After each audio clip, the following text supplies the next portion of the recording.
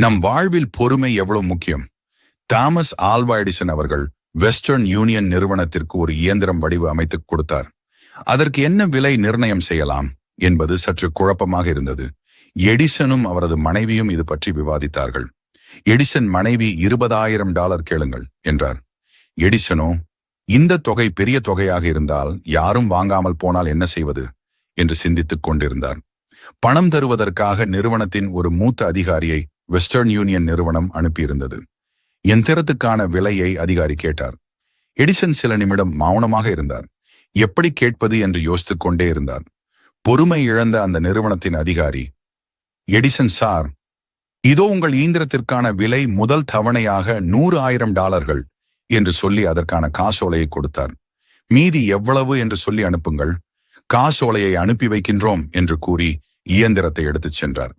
அவசரப்படாமல் பொறுமை காத்த எடிசனுக்கு 4 மடங்கு இலாபம் கிடைத்தது. அவசரப்பட்ட நிறுவனத்தின் அதிகாரியால் 4 மடங்கு நட்டம் நிறுவனத்திற்கு ஏற்பட்டது.